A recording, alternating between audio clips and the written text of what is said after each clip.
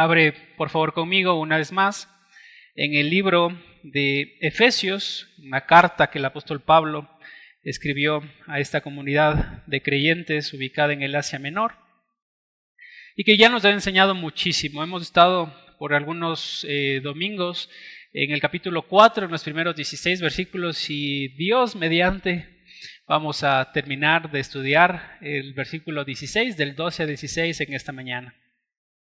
Mis hermanos, mientras ustedes buscan el libro de los Efesios, capítulo 4, vamos a leer los versos del 12 al 16. Yo quisiera grabar algo en sus mentes sobre la importancia de estos pasajes que vamos a estudiar. Y quiero decirles de primer lugar, mis hermanos, que estos pasajes que hoy tenemos enfrente de nosotros son importantes porque pasaríamos todos los cristianos toda una vida tratando de edificar la iglesia, que es el cuerpo de Cristo, a través de métodos o inventos humanos, si no nos damos cuenta del plan revelado de Dios en su palabra de cómo es que la iglesia es edificada. Mis hermanos, la iglesia no es edificada por la invención de nosotros como hombres. Dios ha registrado en su palabra un plan, un sistema que funciona en cómo la iglesia es edificada. Y eso es lo que vamos a estudiar en esta mañana. Si ustedes tienen conmigo el texto, yo voy a leerlo en la versión de la Biblia de las Américas. El texto dice así: a fin de capacitar a los santos para la obra del ministerio, para la edificación del cuerpo de Cristo, hasta que todos lleguemos a la unidad de la fe y del conocimiento pleno del Hijo de Dios, a la condición de un hombre maduro, a la medida de la estatura de la plenitud de Cristo, para que ya no seamos niños sacudidos por las olas y llevados de aquí para allá por todo viento de doctrina, por la astucia de los hombres, por artimañas engañosas del error, sino que hablando la verdad en amor, crezcamos en todos los aspectos en aquel que es la cabeza, es decir, Cristo, de quien todo el cuerpo, estando bien ajustado y unido por las cohesiones que las coyunturas proveen, conforme al funcionamiento adecuado de cada miembro, produce el crecimiento del cuerpo para su propia edificación en amor. Amén. Permítame introducir de esta manera el tema central, que es el plan, el sistema que Dios ha diseñado para su iglesia de esta forma. En el año 1987, en la ciudad de Pisa, Italia, un grupo de ingenieros se reunió para analizar uno de los monumentos más famosos del mundo. ¿Cuál es ese monumento, hermanos? La Torre de Pisa. Desde su construcción en el siglo XII, esta torre ha sido un símbolo arquitectónico, pero no por su perfección, sino por su inclinación peligrosa. ¿Sabe cuál fue el problema? Desde el inicio, los constructores no siguieron un plan estructural adecuado. La base fue construida sobre un suelo que nos cuentan algunas fuentes de información inestable, compuesto de arcilla, arena y escombros, lo que causó que comenzara a inclinarse poco después de haber iniciado su construcción en el año 1173. A lo largo de los siglos se hicieron varios intentos de corrección. Algunos trataron de enderezarla con más peso, otros reforzaron la base, pero nunca lograron que la torre estuviera completamente derecha. Esta historia, mis hermanos, nos enseña una verdad. ¿Cuál es esa verdad? Que cuando algo no se construye conforme al plan correcto, tarde o temprano la construcción corre peligro. Mis hermanos, muchos intentan edificar la iglesia por sus propias estrategias, programas, métodos humanos. Pero Dios, hermanos, ha diseñado un plan perfecto para la edificación de su cuerpo. Dios no nos ha dejado a nosotros a la deriva, sino que ha establecido un sistema claro y funcional. Y eso es lo que nosotros vamos a ver en este texto de Efesios capítulo 4, del 12 al 16. ¿Cuál va a ser el bosquejo de nuestra mañana? El bosquejo es este, mis hermanos, versículo 12. Todo va a estar en torno al plan de Dios, a este sistema que Dios ha hecho. De manera que el versículo 12 vamos a hablar del plan de Dios como tal. Versículo 13 vamos a hablar de la duración del plan de Dios para la edificación de la iglesia. Versículos 14 y 15 vamos a hablar del objetivo del plan de Dios para la edificación de la iglesia. Y el versículo 16 vamos a hablar sobre la meta del plan de Dios para la edificación de la iglesia. Mis hermanos, así que nos preguntamos en esta mañana, en primer lugar, ¿cuál es el plan de Dios? ¿Cuál es ese plan? ¿Cuál es ese sistema que Dios ha diseñado para la edificación de su cuerpo? Y la respuesta a esto lo encontramos en los primeros dos versículos que vamos a ver en esta mañana, o recapitular un poco el versículo 11 y tomar el versículo 12 que ya hemos leído en esta mañana. El versículo 11 dice esto: y él mismo constituyó a unos apóstoles, a otros profetas, a otros evangelistas y a otros pastores y maestros. Mis hermanos, el plan de Dios para la edificación de la iglesia es proveer gente dotada específicamente con un objetivo. Versículo 12, a fin de perfeccionar a los santos para la obra del ministerio, para la edificación del cuerpo de Cristo. Nota una vez más conmigo, ¿cuál es el plan que Dios tiene? Es proveer a gente dotada específicamente, ¿con cuál objetivo? Perfeccionar a los santos. ¿Y quiénes son esas personas dotadas que Dios ha provisto a su iglesia? De forma particular, como explicamos la semana anterior, evangelistas y pastores maestros. Hemos dicho, mis hermanos, que los dones de apostolado y los dones de profecía han cesado después de la colocación del fundamento de la iglesia y la finalización de las escrituras de la palabra de Dios.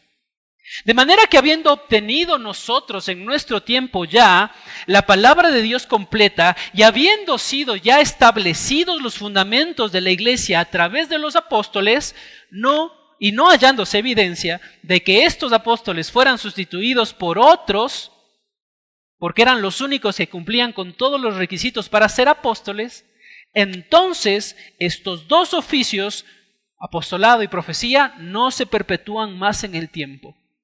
De esta manera nosotros podemos estar seguros que los dones operativos hoy que cumplen con la función de perfeccionar a los santos recaen en los hombros de dos personas puntuales. Esto es, evangelistas y pastores maestros. Evangelistas y pastores maestros. Ahora, ¿cómo ayudarían estos dones específicos a la edificación de la iglesia que es el cuerpo de Cristo? Estos dones puntuales, mis hermanos, ¿cómo perfeccionan a los santos? Lo hacen de esta manera, a través de la enseñanza. A través de la enseñanza. Los evangelistas lo hacen a través de la predicación de la palabra, incorporando a la iglesia al pueblo de Dios. Después de que las personas que escuchan el evangelio vienen a Cristo en arrepentimiento y fe. ¿Y cómo lo hace el grupo de los pastores maestros? Lo hacen a través de la guía, la protección y la alimentación del pueblo de Dios a través de la palabra de Dios. Alguien podría preguntar, ¿dónde nos dice la Biblia que estas personas son llamadas a perfeccionar a los santos? ¿Por qué no es de otra forma? Porque la Biblia lo dice, versículos 11 y 12. Nota, mi hermano, que si tú conectas con lo que hemos venido diciendo en las anteriores prédicas, dijimos que Cristo mismo ha sido aquel que ha dado dones a los hombres. ¿Recuerdas la semana anterior? Y que Cristo, a través de su triunfo en la cruz, a través de su muerte, Él ha ganado todo el derecho de dar dones a las personas que Él quiera y de la forma en la que Él quiera. Y ese mismo Dios es el que comienza el versículo 11 a decir, y Él mismo constituyó a unos apóstoles, a otros profetas, a otros evangelistas y a otros pastores, maestros. Entonces, mis hermanos, nota aquí que los evangelistas y los pastores maestros son las personas que Dios quiere proveer a la iglesia con el objetivo de perfeccionar a los santos. Esa es la tarea más grande y continua que estos dos grupos de personas tienen en la iglesia. Y si las personas dotadas con estos dones, evangelismo y la enseñanza, no lo hacen, rompen el sistema que Dios ha diseñado para que los santos crezcan. Mis hermanos, entonces la pregunta obvia, ¿no es cierto? Entonces, ¿pero qué significa? ¿Qué significa esto de que estas personas dotadas perfeccionan a los santos? ¿Acaso la perfección no la da Dios? ¿Por qué Dios se valería de otras personas para llevar a la perfección a otros creyentes? Bueno, la palabra perfección, mis hermanos, viene de una palabra griega, catartismo, que es la única, que es una palabra que se traduce al griego que aparece una sola ocasión en el Nuevo Testamento de la forma en la que nosotros la encontramos en este texto. La raíz de esta palabra se traduce de diferentes formas en otras palabras que también aparecen en el Nuevo Testamento, pero específicamente, mis hermanos, esta palabra significa llevar a alguien o algo a ser completo. Implica, mis hermanos, convertir a esta persona o a este algo en apto para un propósito. Ese es el punto de este texto, mis hermanos. El objetivo de Dios al darnos personas dotadas con dones de la palabra es llevar a la iglesia a ser completa o a ser apta para servir a Cristo, apta para servir a Dios. ¿Cómo lo van a hacer, mis hermanos, estas personas? ¿Qué tareas implican perfeccionar a los santos? Déjame ilustrarlo de esta manera. Lo hacen a través de toda actividad que implique enseñanza. Entre estas tenemos cultos de domingo, escuelas dominicales, conferencias, talleres, discipulados, consejerías, estudios bíblicos. Es decir, todos los momentos en que la palabra de Dios sea enseñada con el fin de ser el medio por el cual este grupo de creyentes obtenga todas las herramientas y el equipamiento necesario para utilizar su don en particular. ¿Por qué estas personas dotadas tienen que hacer esto, tienen que capacitar a los santos? Porque hay un objetivo con todo esto, mis hermanos, y es que, como sigue el versículo 12, para perfeccionar a los santos, para que se queden así, sino para la obra del ministerio, para la edificación del cuerpo de Cristo. ¿Cuáles son los dos objetivos, mis hermanos, que aquí nos presenta que este grupo de personas dotadas cumple al capacitar a los santos? Es que los santos sean capaces ¿de qué? De hacer la obra del ministerio y edificar el cuerpo de Cristo. Edificar el cuerpo de Cristo. Mis hermanos, ¿qué significa la obra del ministerio? La palabra obra significa en su expresión en griego, trabajo, ocupación. Ese es el sentido que quiere ser transmitido en esta mañana. La palabra obra es un trabajo. Es una palabra que se utiliza, por ejemplo, en otro pasaje de la Escritura, como es Marcos capítulo 13, versículo 34, en el contexto de una exhortación a estar atentos y velar. El texto dice así: es como un hombre que se fue de viaje y al salir de su casa dejó a sus siervos encargados, y miren cómo sigue, asignándoles a cada uno su tarea. Esa es una obra, que cada uno tenga su tarea. Y ordenó al portero que estuviera alerta, por tanto velad es la exhortación, porque no sabéis cuándo viene el Señor de la casa, si al atardecer o a la medianoche, o al canto del gallo, o al amanecer. Y por otra parte, mis hermanos, la palabra ministerio es la palabra griega diaconía, que aparece 34 veces en el Nuevo Testamento y tiene el significado del español de servicio, ayuda, contribución, trabajo. Específicamente también en este contexto que nosotros lo estamos revisando, implica trabajo. como la palabra obra, que ya hemos dicho antes lo que significa.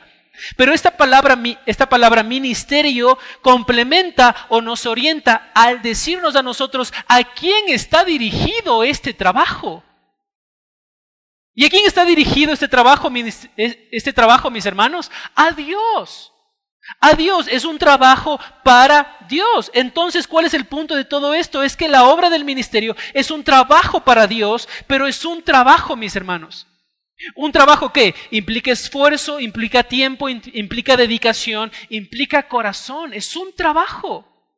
Y yo quiero, como primera aplicación en esta mañana, decirte que Dios te ha llamado a trabajar para Él. Porque tú eres llamado santo. Y la tarea que nosotros tenemos, pastores, maestros, predicadores, líderes, es capacitarte a ti para que tú trabajes para el Señor. Mis hermanos, ustedes y yo han sido llamados por Dios para presentar un trabajo para Él. Dios nos ha llamado a servirlo a Él en medio de su iglesia. Alguien podría decir, probablemente algunos de los que están aquí sentados, yo ya me jubilé, ¿no es cierto? Yo ya trabajé durante tantos años en tal empresa o en mi misma empresa, yo ya di. Otros podrían decir en relación a haber estado por mucho tiempo sirviendo en la iglesia, yo ya serví, ya se pasó mi tiempo, yo ya hice. Pero el punto de Pablo con los dones espirituales es que usted sirva hasta que Cristo regrese o hasta que usted vaya primero a su presencia, lo que suceda primero. Mis hermanos, usted quizás no va a trabajar con la misma intensidad con la que lo hizo antes. Pero eso no significa que usted ahora sea un cristiano inservible. Si usted sirvió en el pasado de una forma extraordinaria para Dios y hoy también quiere servirle, usted puede hacerlo. Usted no es inservible en el plan de Dios. Mis hermanos, esto nos lleva a un punto importante de aplicación para nosotros. ¿Cuántos de los que estamos aquí, pregunto en esta mañana, quieren que nuestra iglesia tenga más ministerios? ¿Cuántos alzarían la mano? Amén, amén. Pero déjeme decirle algo a usted que alzó la mano. No habrá más ministerios en nuestra iglesia, Siloé, de los que cada uno de nosotros estemos dispuestos a asistir, a participar. Queremos ministerios, queremos que haya más cosas, pero no queremos involucrarnos en la obra del ministerio que ha sido el plan que Dios ha diseñado para que usted se involucre. No habrá más ministerios en nuestra iglesia de los que cada uno de nosotros estemos dispuestos a participar. Yo pregunto en esta mañana, mis hermanos, ¿quién es responsable de la obra del ministerio? Y todos respondemos, nosotros, ¿no es cierto? Nosotros somos responsables, yo soy el responsable. Porque el objetivo de Dios al darme líderes, evangelistas y pastores es capacitarme a mí para su obra. Hacer la obra del ministerio es la responsabilidad de cada creyente que ama a Cristo, porque no podemos amar a Cristo sin amar a su cuerpo.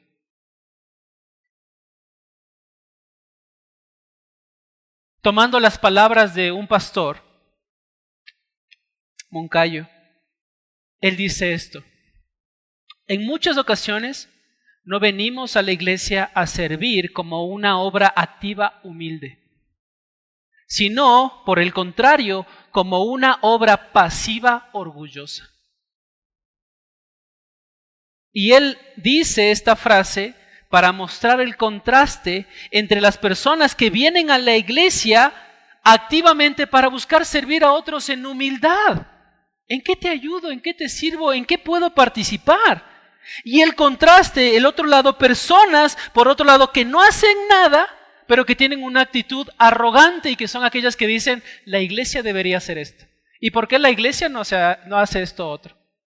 Y deberían hacer tal cosa. Hermanos, como iglesia nosotros reconocemos que no tenemos todas las respuestas y necesitamos crecer en muchas áreas, pero sí sabemos, mis hermanos, a qué dirección apuntamos y estamos esforzándonos en seguir a Cristo y seguir su plan. ¿Se dan cuenta? Entonces, para graficarlo, ¿cuál es el plan de Dios?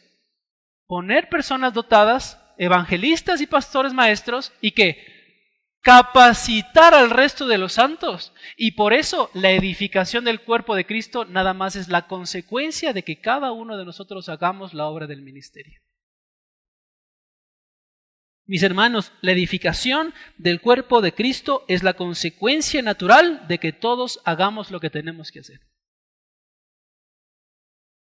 Mientras yo leía, mis hermanos, un libro que me interesó mucho sobre el método más efectivo para crear una empresa, no me pregunten ahora qué es lo que estaba pensando, o qué empresa estamos maquinando, estaba leyendo un libro en relación a esto, y me pareció interesante que el autor citaba un experimento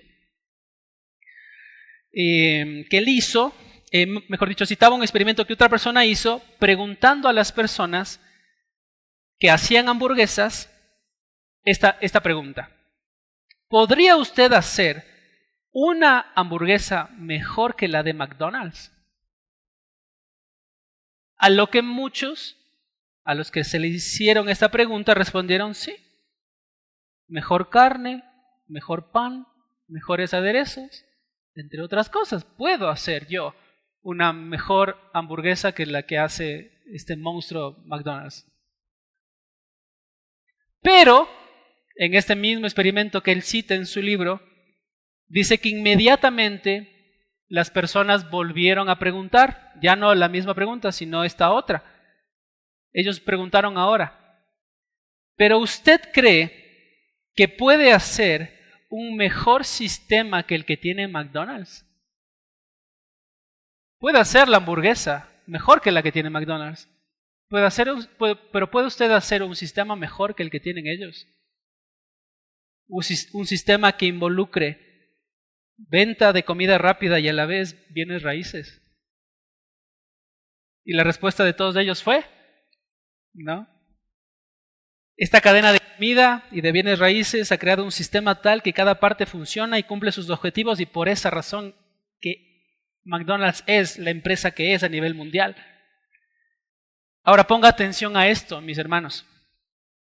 El sistema que Dios ha diseñado para edificar su cuerpo es evangelistas, pastores y maestros capacitando a los santos. Y los santos haciendo la obra del ministerio, y en consecuencia nosotros tenemos un organismo vivo que funciona. El sistema, mis hermanos, es el que funciona. ¿Se dan cuenta? Y creo que algunos que ustedes manejan algún tipo de empresas, ustedes saben que cuando la empresa da la vuelta o logra conectar todos los aspectos que involucran su empresa y todo gira, y después uno sale de la ecuación de lo que se necesita para que eso gire, funciona. Y si funciona, ya está. Tienes una empresa rentable. Y es lo mismo que sucede, mis hermanos, para graficar en nuestras mentes con el cuerpo de Cristo. El plan lo diseñó Dios. Y por eso nosotros estamos completamente seguros de que su plan va a funcionar, porque el testimonio que encontramos en la Biblia de parte del apóstol Pablo en Tito capítulo 1 versículo 2 es que Dios no miente. Y si Dios ha dejado registrado a través de su inspiración que esta es la forma en cómo Él va a edificar su iglesia, porque Él prometió hacerlo, recuerda las palabras de Jesús, yo edificaría a mi iglesia, entonces Él no miente de que este sea el sistema correcto.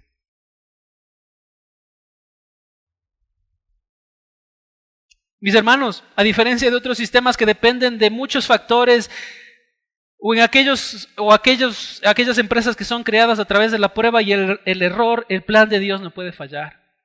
El plan de Dios no puede fallar porque, una vez más, Dios es el que da testimonio de que Él es veraz. Mis hermanos, la respuesta que todos los creyentes debemos tener frente a personas que han sido dotadas por Dios con el don de enseñanza es exponerse a todas las reuniones en que estos hermanos dotados enseñen o prediquen. ¿Por qué, mis hermanos? Porque queremos ¿Levantarlos a ellos en un pedestal? No, mis hermanos, sino ¿por qué? ¿El beneficio para quién es? Para crecer yo, para poder dominar el don que Dios me ha dado a mí, ser efectivo en mi don y con eso ¿qué? Edificar la iglesia. Porque las personas dotadas con dones de palabra no van a hacer el trabajo que otras personas con otros dones pueden hacer. Porque a esto específico es que han sido llamados las personas dotadas con dones de enseñanza y de evangelismo. Mis hermanos, expóngase ante la predicación de personas dotadas. Todos debemos exponernos ante esa clase de predicaciones. Mis hermanos, debemos procurar formar en nosotros una actitud enseñable.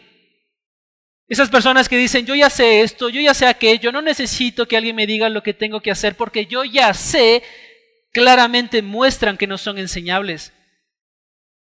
Y por lo tanto son personas que no están dispuestas a evaluar sus aprendizajes para ir cumpliendo con sus dones y ser más eficaces en el ministerio. Hermanos, si yo te puedo dejar algo en esta mañana, es que todo aprendizaje de las personas dotadas por Dios te van a sumar, siempre suma, nunca resta. Nadie te quita a ti conocimiento, nada más agregamos conocimiento a tu cabeza que tiene que ser traducido a una vida práctica también. Pero nadie te quita nada, sino suma y contribuye a tu crecimiento cristiano. Hermanos, ahora, versículo 13, ¿cuál es? ¿Vieron el plan conmigo? ¿El plan de Dios? ¿Sí? ¿Queda clarito? Evangelistas, pastores y maestros edificando, capacitando a los santos y los santos haciendo la obra del ministerio. Si esta iglesia, en la gracia de Dios, logra hacer más cosas, es porque usted se involucra y yo me involucro en el cuerpo de Cristo.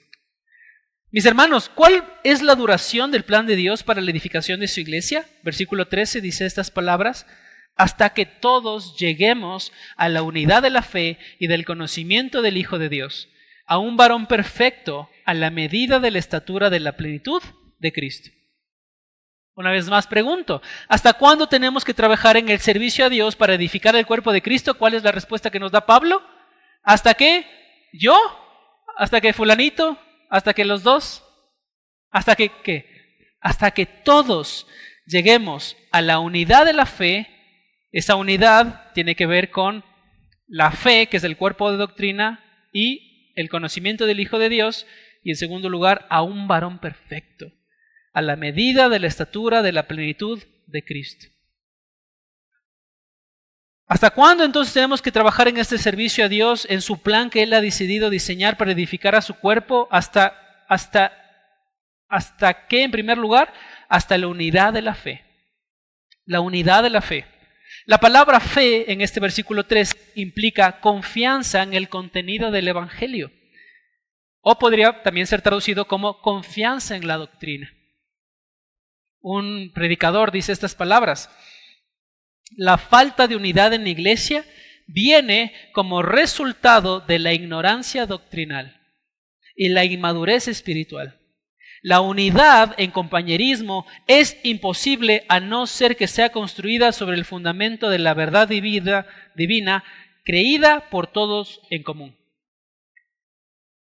¿Qué es lo que estamos tratando de decir con esto, mis hermanos? Lo voy a ilustrar de esta manera. ¿Usted ha estado en alguna ocasión reunida con otras personas creyentes, quizás que provienen de otras iglesias, tratando de llegar a una conclusión sobre un asunto de la Biblia? ¿Algún asunto teológico? Con diferentes personas que vienen de diferentes contextos. ¿Cuántos de nosotros podemos alzar la mano y decir que esas charlas trajeron más calor que luz? Porque en ocasiones uno quiere ganar, quiere tratar de convencer a estas otras personas que vienen de estos otros contextos a que consideren sí o sí mi punto.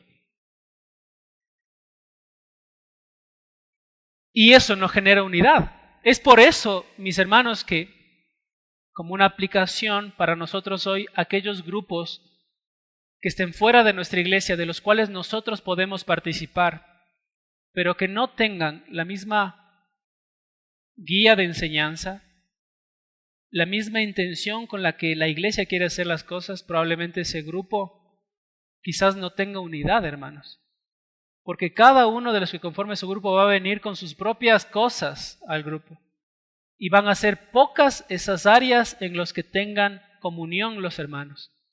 No puedo decir que no haya unidad, puede ser que haya una unidad en algunos aspectos, pero en muchos de ellos va a haber grandes diferencias.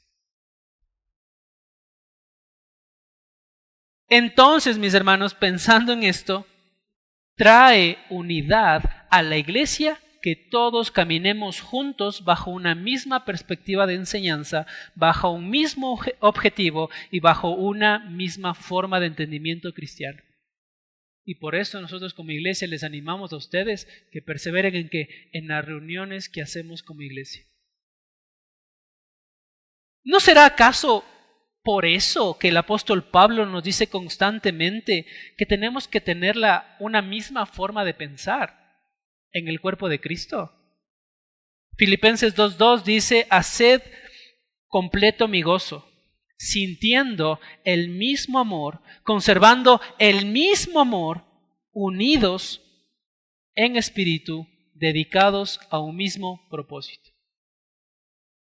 Y en otro texto, Pablo va a decir en 1 Corintios 1:10, dice: os ruego, hermanos, por el nombre de nuestro Señor Jesucristo, que todos os pongáis de acuerdo y que no haya división entre vosotros, sino que estéis enteramente unidos en un mismo sentir y en un mismo parecer.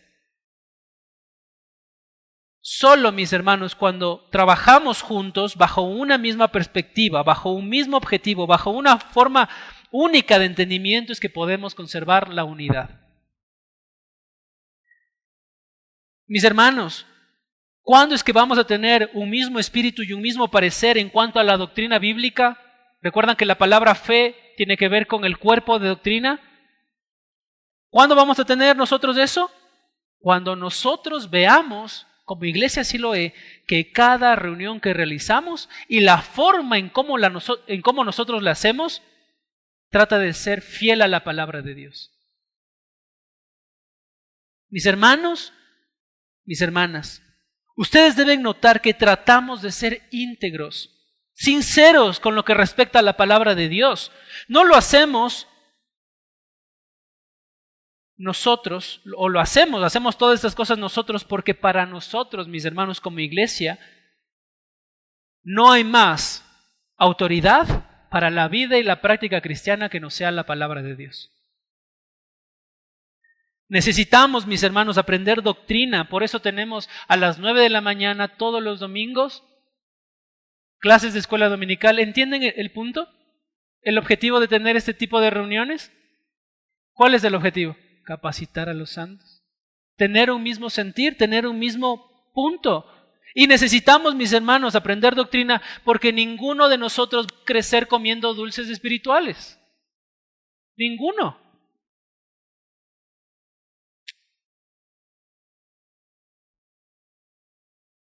Mis hermanos, en fidelidad tenemos que exponernos a textos de la palabra de Dios, de la revelación de Dios, para comprender que toda la palabra de Dios es una sola y ninguna parte de la Escritura se contradice. Mis hermanos, a veces cuando nosotros como iglesia adoptamos una posición teológica, no es para que fulanito de tal se resienta. No. Es porque nosotros como iglesia necesitamos ser consistentes con lo que predicamos. Porque si yo hoy predico una cosa que tiene cabos sueltos y la próxima semana te predico otra cosa, no soy consistente con lo que dice la palabra de Dios, y la palabra de Dios es una, es íntegra. Y no puede contradecirse ella en un lugar y después en otro lugar decir algo diferente. Mis hermanos, nos volvemos a preguntar, ¿hasta cuándo tenemos que seguir el sistema de Dios? Pablo vuelve a decir, hasta que todos lleguemos a la unidad en el conocimiento del Hijo de Dios. Hasta el que lleguemos a la unidad en el conocimiento del Hijo de Dios. Noten conmigo algo que es interesante aquí, mis hermanos. Conocer a Jesús no es solamente un ejercicio intelectual. Conocer a Jesús no es solamente un ejercicio intelectual. La palabra, como vamos a ver más adelante, conocimiento del Hijo de Dios, no es un conocimiento superficial. No es conocimiento de algunas verdades. Te lo ilustro de esta manera. Algunos ya han escuchado esta ilustración en algunos manantiales, pero quería traerlo a colación en este domingo. Una persona, un poeta, era reconocido a nivel mundial por la forma en cómo él disertaba. Letras de canciones, poemas, su propia escritura. De tal manera que cuando él llenaba los estadios, después de la disertación que él daba, ninguna persona en el salón se quedaba con los brazos cruzados, sino que todas las personas aplaudían después de su disertación. En una ocasión, un pastor le pidió a esta persona que, si por favor pudiese disertar el Salmo 23. A lo que esta persona respondió que claro, lo conocía el Salmo y comenzó a hacerlo. Después de disertar el Salmo, como en las muchas ocasiones anteriores, lo que sucedió es que toda la audiencia se levantó y aplaudió por la gran muestra de elocuencia en la forma en la que disertó el Salmo 23. Y no hubo una sola persona que no estuviese aplaudiendo. Posterior a eso, esta persona elocuente le pide en cambio al pastor que ahora él lea el Salmo 23. El pastor leyó el Salmo 23 y después de su disertación no hubo persona en el salón que no tuviese lágrimas en sus ojos. Se terminó el evento. Le preguntaron a la persona elocuente cuál había sido la diferencia entre él y el predicador. Y él respondió, dijo, yo conocía el Salmo, pero el predicador conocía al pastor.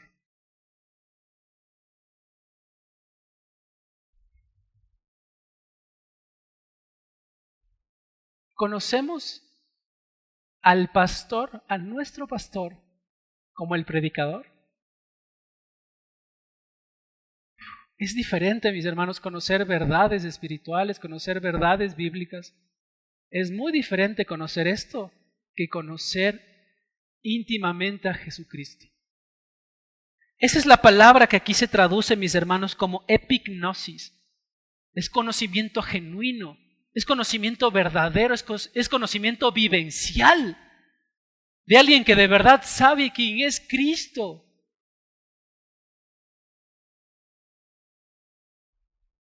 Un pastor dice esto: crecer en el conocimiento más profundo del Hijo de Dios es un proceso que dura toda la vida y que no será completo hasta que veamos a nuestro Señor cara a cara.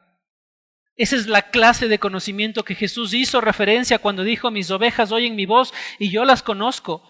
Él no estaba hablando de conocer sus identidades, sino de conocerlas de manera íntima. Y así es como Él quiere que su pueblo también le conozca. Hermanos, mientras más conocemos la palabra de Dios que nos muestra a Cristo, por lo tanto, más conocemos a Cristo y somos los agentes encargados de guardar la unidad que Dios ha dado en su iglesia. Mis hermanos, conocer a Cristo nos va a tomar toda la vida y dentro de este mismo periodo es que el Señor quiere que nosotros sigamos el plan que Él tiene.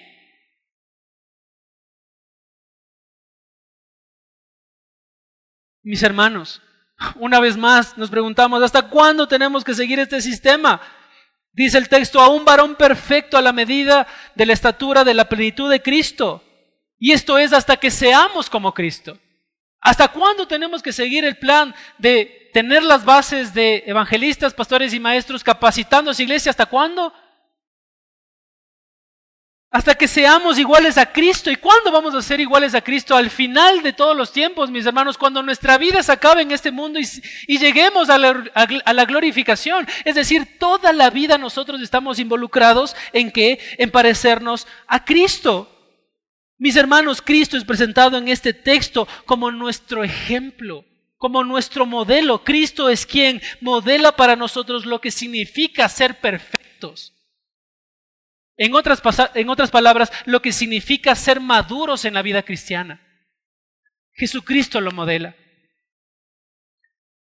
Otro pastor dice, el gran deseo de Dios para su iglesia es que todo creyente, sin excepción alguna, llegue a ser semejante a su Hijo, manifestando el carácter y las cualidades de aquel quien es la única medida de un varón perfecto, plenamente desarrollado y maduro. Es obvio que los creyentes, todos los cuales tienen carne no redimida, no pueden alcanzar de forma plena y perfecta en esta vida la medida de la estatura de la plenitud de Cristo. Pero noten cómo sigue. Pero sí deben estos cristianos y pueden alcanzar un grado de madurez que agrade y glorifique al Señor. La meta del ministerio de Pablo a los creyentes era su madurez cristiana. Si usted, mi hermano, mira el versículo 13 y mira las frases, la unidad de la fe y del conocimiento del Hijo de Dios, junto con la frase, varón perfecto a la medida de la estatura de Cristo, ¿sabe cuál es el punto de este versículo como tal? Es la madurez cristiana. La unidad de la fe, la unidad del conocimiento del Hijo de Dios, el varón perfecto que Cristo mismo modela para nosotros como creyentes caminar, ¿tiene que ver con qué? Con madurez cristiana. ¿Hasta cuándo entonces nosotros como iglesia tendremos que cumplir con el plan de Dios? Hasta que como iglesia seamos maduros. Y como la iglesia se sigue alimentando de personas que en ocasiones vienen a la iglesia, en ocasiones vienen recién convertidos a la iglesia, esto va a ser un proceso que va a durar ¿hasta cuándo? Hasta cuando Cristo regrese. ¿Se dan cuenta, mis hermanos? Una persona madura es una persona que se parece a Cristo, porque Él es el modelo. La pregunta para nosotros, ¿nos parecemos a Cristo? ¿Somos maduros? Mis hermanos, punto número 3. Parece que vamos lento, no, pero vamos aprendiendo, ¿no es cierto? Creo. Punto número 3. El objetivo del plan de Dios para la edificación de su iglesia. Ya hemos dicho, mis hermanos, conectándolo con el punto anterior, lo que Dios quiere de cada creyente es ser maduro, es ser completo. Y por eso el versículo 14 y 15 lo van a poner, pero desde otra perspectiva, porque el versículo 14 y versículo 15 nos van a hablar de inmadurez, nos van a hablar de niños fluctuantes. O sea, el objetivo que Dios tiene es que llegamos a la madurez, ¿por medio de qué? Por medio de dejar de ser niños fluctuantes, dejar de ser inmaduros. Alguien podría preguntar, ¿hay ocasiones en la vida de un cristiano que es fluctuante, que es un niño? La respuesta es sí. Y este pasaje nos indica en el momento en el que una persona es un niño o es inmaduro. Por implicación, ¿cuándo es esto? Cuando es un recién convertido, cuando recién vino a la fe. Mis hermanos, Pablo se incluye en este grupo de personas porque él dice, para que ya no seamos. No dice para que ustedes dejen de ser. O sea, Pablo se incluye en medio de este grupo de personas que pasó por esa condición de ser niño junto con otros creyentes. Pablo asume que los creyentes en algún momento fuimos niños espirituales. La Biblia es la que asume que todos somos creyentes, que todos los que somos creyentes en algún momento de nuestras vidas espirituales comenzamos como niños. Déjame ponerlo así. En el momento en el que una persona conoció a Cristo, comenzó su vida espiritual nueva. Pero la comenzó en el estado de niñez, niñez espiritual, sin importar la edad cronológica en la que conoció al Señor. Ahora piensa en esto. Si tú ya conoces al Señor hace un buen tiempo atrás, entonces el ser niño fue tu condición pasada. En el caso de que maduraste en el conocimiento del Señor. De otra manera, puede ser que sigas en un estado de niñez espiritual aun cuando tu edad cronológica avanzó. Por otro lado, pueden haber junto a nosotros personas que recientemente conocieron a Cristo y ustedes necesitan saber, hermanos, que la condición que usted tiene, y no es porque lo estamos menospreciando, sino porque es lo que nos dice la palabra de Dios, es que usted es un niño espiritual y usted necesita crecer. Usted necesita saber eso. Entonces, mi hermano, ser un niño espiritual es normal en la vida cristiana, pero la madurez es el objetivo de la vida cristiana. ¿Se entendió? El ser niño es normal en la vida cristiana, pero la madurez es el objetivo de la vida cristiana. Miren cómo lo ilustra el apóstol Pablo diciendo la expresión niños fluctuantes. Niños fluctuantes. Esta expresión describe a una persona inmadura espiritual que es sacudido abruptamente por las olas. La imagen que nos da es un mar que está siendo sacudido por olas, oleaje. Algunos de ustedes quizás estuvieron el año pasado o cerca de mares y vieron la catástrofe que puede causar las olas cuando no tienen control. Y esa es la imagen que pinta esto, personas que son llevadas de aquí para allá, niños fluctuantes. Y esto contrasta claramente, el versículo 14 contrasta claramente con el versículo 13, que es el que ya expusimos. En el que se menciona que el plan de Dios es que lleguemos a la madurez, al conocimiento pleno de Dios. Pero ahora nota, mi hermano, algo muy interesante, y es que podríamos preguntarnos a nosotros, podríamos hacer la pregunta en esta mañana, ¿cuáles son los agentes que hacen que los niños fluctúen? ¿Qué es aquello que los lleva de aquí para allá cuando una persona es inmadura espiritualmente? La respuesta es esta, mis hermanos, personas.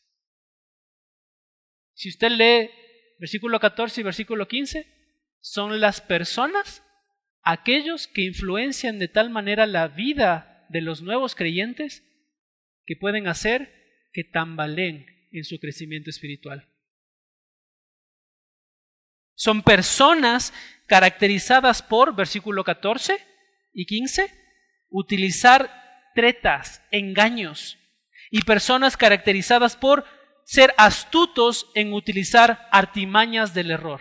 Esas personas son las encargadas de hacer fluctuar a un niño espiritual. La palabra estratagema es interesante para nosotros, mis hermanos. Es también traducido en otras versiones como tretas. Y tretas tiene que ver con engaños. ¿Sí le suena la palabra treta? ¿Una treta? Es interesante, hermanos, porque esta palabra, estratagema, viene de una palabra griega que se traduce como kideia, de donde viene nuestra palabra cubo. Y era una palabra que se utilizaba para describir los juegos de azar, en los que se utilizaba ¿qué? El cubo para sacar ventaja. Usted como yo sabemos que hoy se utilizan los juegos de azar para sacar ventaja. Creo que todos entendemos que los juegos de azar están diseñados no para que nosotros ganemos, para que nosotros perdamos, para sacar ventaja ¿de quién? De nosotros. Y en el primer siglo, interesante, ¿no? Que el cubo también se utilizaba cuando se le daba un peso en particular a uno de los lados del cubo para que constantemente salga un puntaje para ganar, para sacar ventaja sobre otro, también era utilizado. Y entonces, mis hermanos, esa es la idea que quiere marcar el apóstol Pablo acá. Hay personas que utilizan estratagema de hombres, engaños de hombres. ¿Y cuál es el objetivo de estas personas? Sacar ventaja de ti. Mis hermanos, piensen ustedes, si ustedes no estuvieran en esta iglesia, gracias al Señor, queremos ser fieles a la palabra de Dios, pero hay muchas otras iglesias donde usted quizás puede traer a su mente que constantemente buscan sacar ventaja de las personas. Y estas son las iglesias que hacen que estos niños que quizás conocieron abiertamente a Cristo estén fluctuando, estén llevados de acá para allá, que no tengan un crecimiento cristiano verdadero. Porque lo único que tienen la intención de estas iglesias no es capacitar a los santos, sino es buscar el beneficio de las personas a quienes supuestamente Dios les puso para su cuidado. Esa es la forma en la que se manejan estas personas, mis hermanos, a través de tretas, a través de engaños, y miren la expresión artimañas del error. Esta expresión se utilizaba específicamente para hablar de la personificación de alguien malvado, alguien que era un fraude. Entonces, ¿se dan cuenta cómo son estas personas? Y estas personas son aquellas que hacen fluctuar a los niños espirituales. Personas que buscan una vez más sacar provecho de la gente. ¿Y saben cuál es la forma más eficaz de sacar provecho de un nuevo creyente que está sinceramente buscando acercarse a Dios? ¿Sabe, una vez más, cuál es la forma más eficaz que estas personas utilizan para sacar ventaja de estas personas? ¿Saben cuál es? El quitar de tu mente o de tu guía principal a Cristo. Sacar a Cristo de la ecuación y darte, en vez de Cristo, un sustituto barato. No necesitas a Cristo, necesitas que tu vida cambie. Necesitas dinero, necesitas prosperidad, necesitas amor. Sí, Cristo está ahí incluido en el paquete, pero no es lo principal, no es lo necesario. Y emboban de tal manera a las personas que sacando a Cristo de la ecuación perdiste el objetivo del ministerio, la meta del ministerio cristiano. Hermanos, no sé si ustedes, al igual que yo, que suelo mirar videos en una plataforma de videos, que ustedes ya saben el nombre, donde se suben los videos de nuestra iglesia. No sé si a alguno de ustedes les ha salido, al igual que a mí, una propaganda en la que supuestamente se encontró una página de la Biblia que había estado oculta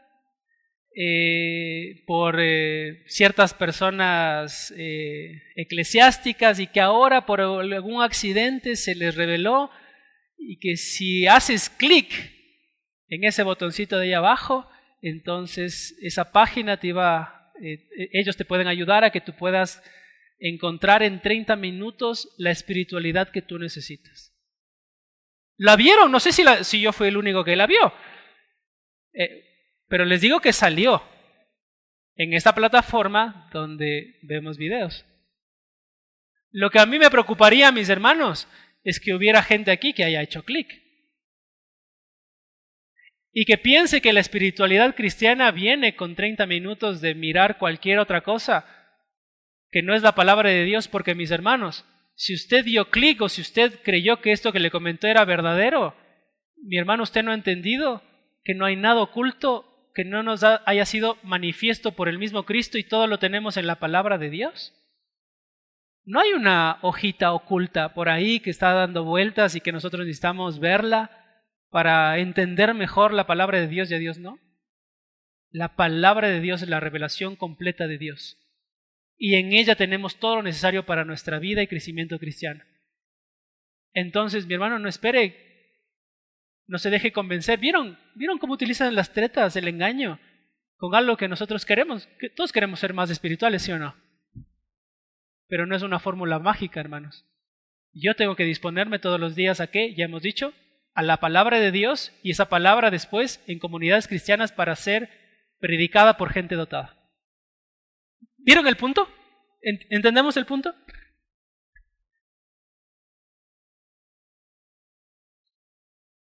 Mis hermanos, las palabras que tenemos aquí están fuertemente conectadas con el trabajo que hacen las personas que enseñan. Eso es lo que tratan de hacer estas personas que quieren engañar. Son, se podría decir, por naturaleza, personas que tratan de convencer. Eso es lo que nosotros hacemos también como maestros, como predicadores. Tratamos de lograr hacer que la audiencia responda. Y en la mayoría de los casos, estas personas lo logran, pero ya hemos dicho cuál es la característica de estas personas. Engañadores, utilizan fraude y lo único que quieren, el único objetivo que ellos buscan es sacar ventaja de ti. Pero ¿qué características tiene un verdadero predicador de la palabra? ¿Cuál es el contenido del predicador de la palabra? Mi hermano, aplicaciones personales para usted y para mí. Si la persona que ve usted, que comparte la palabra, no está enfocándose en la palabra y tampoco es una persona piadosa y no trata de agradar a Dios, sino que solamente está buscando el beneficio personal, entonces, como diríamos en nuestro tiempo, no es ahí. Salga de la iglesia, huya de esa iglesia, váyase. Si el contenido de la predicación no trata de ser fiel a la palabra, entonces no es ahí, salga de ahí. Si la iglesia piensa, y miren esto, mis hermanos, si la iglesia piensa que la vida de la iglesia está en el activismo que puede tener y no en que los santos sean capacitados para ser las personas que edifiquen el cuerpo de Cristo, no es ahí. Si la iglesia simplemente quiere hacer actividades por hacer actividades y no con el objetivo que ya hemos visto que es el plan de Dios, capacitar a los santos, y simplemente hace actividades por llenar el calendario de la iglesia en el año, no es ahí. Si nosotros realizamos actividades, ¿es por qué? Porque el objetivo de nosotros es capacitarlos a ustedes. Quizás alguno de ustedes va a diferir conmigo, pero hermanos, la iglesia no tiene que buscar cosas novedosas para atraer a la gente a la iglesia, y les voy a decir el por qué. La iglesia no tiene que buscar cosas novedosas, ¿saben por qué? Porque la vida de la iglesia no está, la vida de la iglesia, mis hermanos, no está en las actividades, no está en la noche de la pizza, en la noche de la empanada, en la noche de los peinados locos, en la noche de cualquier otra actividad que se pueda hacer en la iglesia. La vida de la iglesia no está en esas actividades. La vida de la iglesia está en la palabra de Dios, Hebreos 4:12. La palabra de Dios es viva y eficaz y más cortante de espada de dos filos que penetra hasta partir del alma y los tuétanos y discierne las intenciones del corazón. La vida de la iglesia está en la palabra de Dios, y solo cuando la Biblia sea cantada, y solo cuando la Biblia sea predicada, y solo cuando la Biblia sea enseñada, y solo cuando la Biblia sea honrada, porque honramos por medio de ella a Cristo, es que la iglesia va a ser vivificada. Porque la vida de la iglesia no está en las actividades, sino en la palabra de Dios. Y si esta iglesia va a ser vivificada es porque ponemos en el centro a la palabra. Mis hermanos, usted y yo, los que están aquí, saben que usted y yo venimos a la iglesia no porque la iglesia sea novedosa. Usted sabe que no venimos a la iglesia porque la iglesia sea novedosa, sino nosotros venimos a la iglesia porque nosotros estamos conscientes de la necesidad que tenemos de Cristo. No está mal, hermanos, hacer reuniones o cualquier otra actividad siempre y cuando el centro de cada actividad sea Cristo y su palabra. Unas palabras de advertencia de un comentarista dice: Pablo sabía muy bien lo que significaba ser lanzado de aquí para allá por las olas. Pablo lo sabía muy bien. ¿Por qué razón? Porque mientras escribía esta carta debe haber tenido presente ante sí el cuadro gráfico espantoso que él vivió en el viaje que lo llevó a su presente prisión en Roma. El que sabía de barcos siendo llevados de aquí para allá y que lo vivió, ¿quién es? Pablo. Pero miren cómo agrega este comentarista, dice: pero el ser llevados de aquí para allá y girados en remolino por toda ventolera de doctrina es peor aún que experimentar los peligros del mar. Por eso, mis hermanos, necesitamos ser maduros. Porque el objetivo del plan de Dios para la edificación de la iglesia, ¿cuál es? La madurez cristiana. Todo encaja. Miren nada más como decimos, la vuelta de tuerca que da el apóstol Pablo para asegurar este concepto, versículo 15. Miren las expresiones, todo viento de doctrina, estratagema, artimañas. Si tomamos todas estas frases y las agrupamos en una sola, podemos decir que todas hablan ¿de qué? Del error. Pero ¿cómo hace esta vuelta de tuerca el apóstol Pablo cuando dice en el versículo 15 estas palabras? Sino que siguiendo ¿qué? La verdad en amor. ¿Vieron? ¿Qué implica ser maduros en la fe? Dejar el error y ¿qué? Seguir la verdad. El crecimiento está fundamentado en rechazar la mentira y enfocarse en la verdad. Enfocarse en la verdad, hermanos. ¿Y en qué debemos crecer, mis hermanos, para enfocarnos en la verdad y ser maduros? ¿Necesitamos traer más gente para crecer en número? ¿Necesitamos crecer en estatura? ¿En qué necesitamos? Un poquito, dice la hermana Marcita. Necesitamos crecer, mis hermanos, en amor. En amor.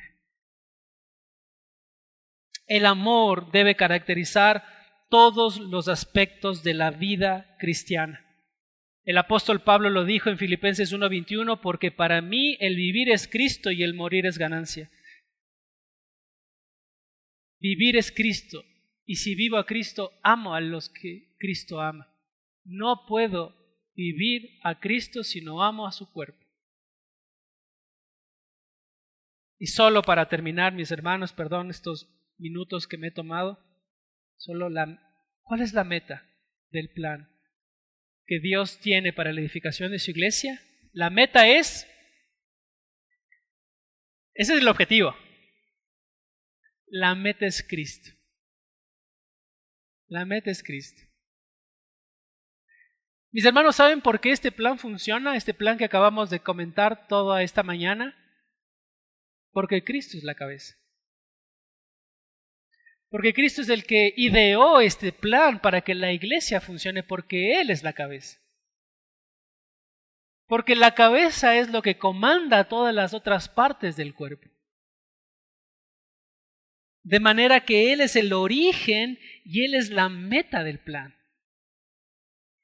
Mis hermanos, el poder para ser equipados, perfeccionados y maduros no reposa en nosotros como creyentes, sino reposa en Cristo. La meta, mis hermanos, en el plan de Dios para la edificación de su iglesia es que la iglesia le dé gloria a Dios a través de Cristo. Porque recuerdan ustedes que a partir del versículo 7 de la persona de quien se habla específicamente que ganó dones para los hombres, que triunfó con su muerte en la cruz y ganó todo el derecho para proporcionar a su iglesia lo que necesita para ser capacitada, ¿quién ha sido? Cristo. Cristo, mis hermanos. Cristo es la persona que tiene que gobernar a su iglesia una vez más porque Él es la cabeza y de Él depende todas las cosas en el cuerpo. Mis hermanos, ¿saben por qué entendemos que la meta de este plan en la edificación del cuerpo de Cristo es Cristo? Es porque Él dijo en Mateo 16:18, yo edificaré mi iglesia. Más allá de nosotros, Dios mismo, Cristo mismo, está interesado en edificar a su iglesia. Y cuán bueno es para la iglesia local de Cristo no tratar de edificarla y levantarla por nuestros propios pensamientos, formas, estrategias, sino simplemente guiándonos con el plan que Él ha tenido. Solo les dejo para recordarlos algo que hablamos en el primer punto. No habrá más ministerios en esta iglesia Siloé de los cuales usted quiera participar. Solo en esa medida, mis hermanos, habrá áreas específicas para cada cosa determinada en el cuerpo de Cristo. Amén.